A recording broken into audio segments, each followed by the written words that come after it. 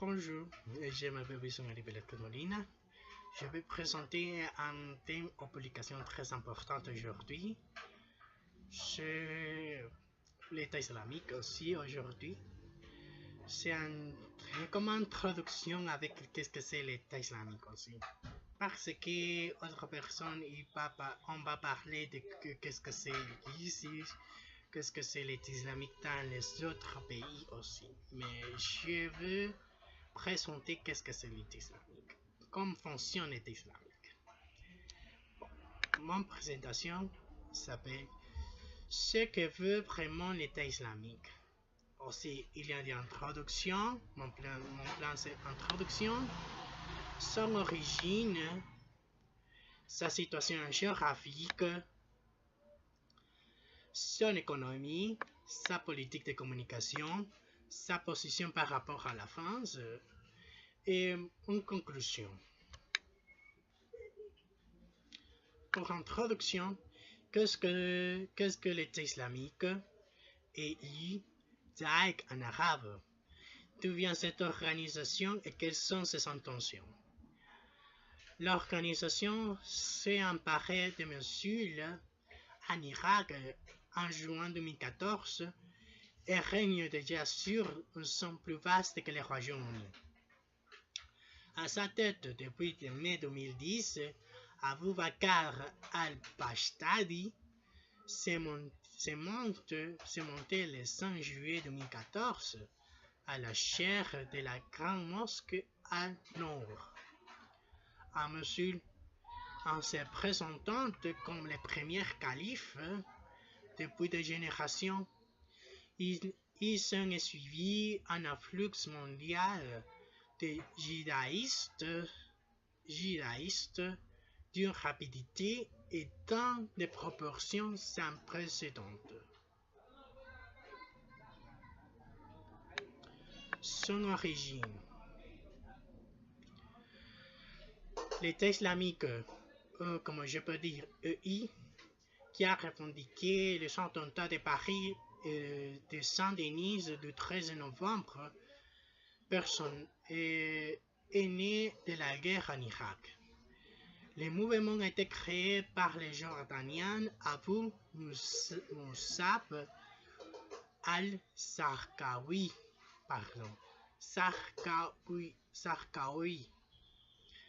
personnage important d'Al-Qaïda.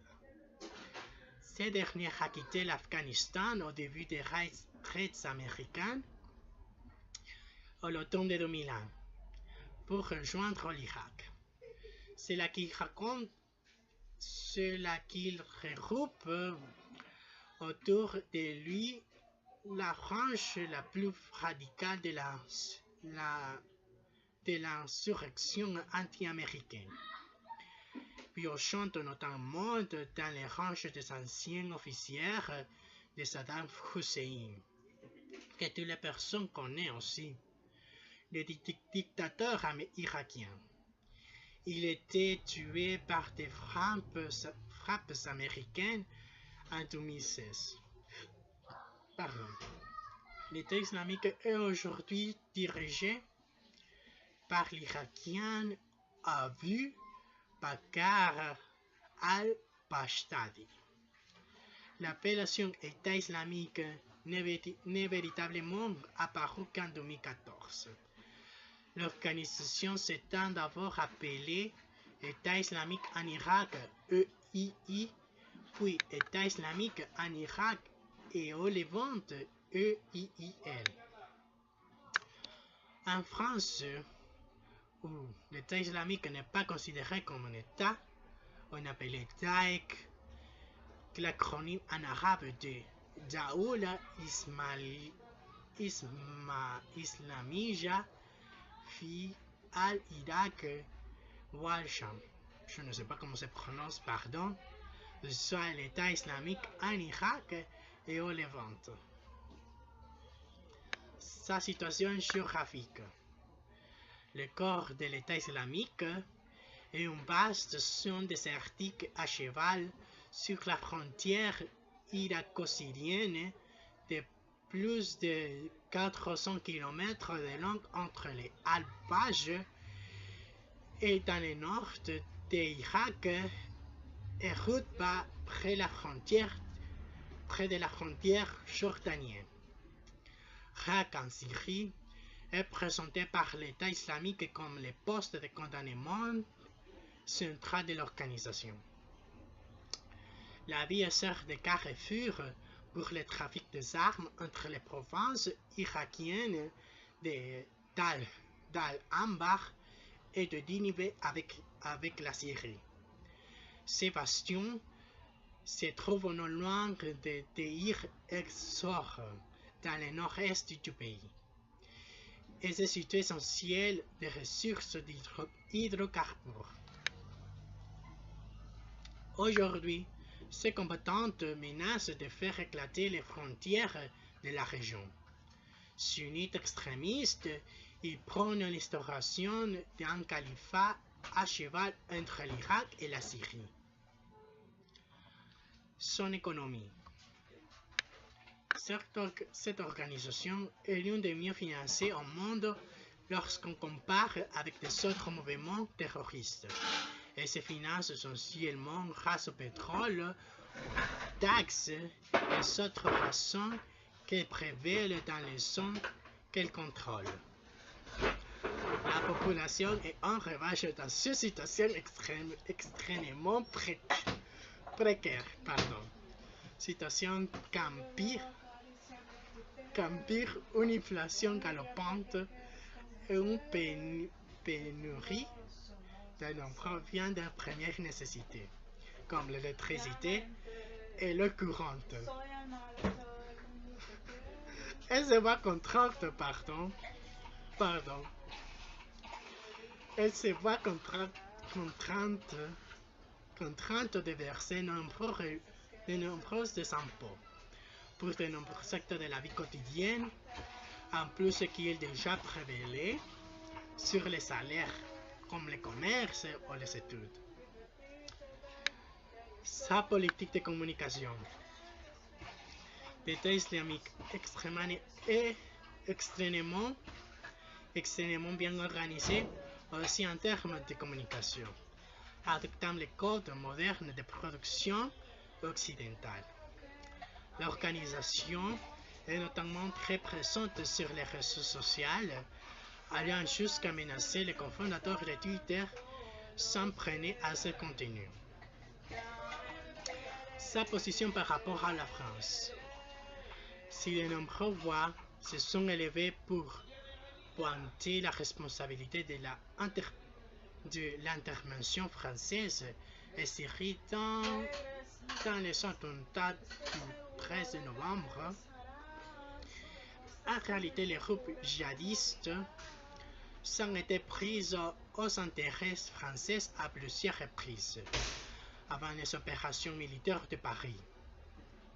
C'est à la suite de l'engagement en Irak, en septembre 2014, que l'État islamique a pour la première fois ciblé publiquement la France et les Français. Et pour finir, pour mon conclusion, l'État islamique est un groupe dit terroriste radical, car il peut appliquer une religion qu'est-ce que c'est l'islam, au monde entier, en imposant le terror chez les civils. Pour ce faire, ils orchestrent des attaques contre les bâtiments ou tout simplement des personnes grâce à des explosifs, des couteaux ou encore des fusils d'assaut. Ils financent grâce au puits de pétrole ou les zones agricoles qu'ils contrôlent. Et aussi dans ce mouvement aussi, l'État islamique est aussi très forte aussi dans cette semaine aussi, dans les attentats contre un zone iraki, un attentat chimique aussi, c'est un attentat plus fort aujourd'hui, et aussi dans les autres pays condamnent cette situation. aussi condamne cette situation parce que les États-Unis, comme le veulent les nouvelles, le journaux, condamnent la situation et aussi condamnent la situation parce que il y a beaucoup de personnes, des, des, des enfants aussi. C'est plus forte cette situation parce que et mardi ou mercredi, les États-Unis et les États-Unis, comment je peux dire?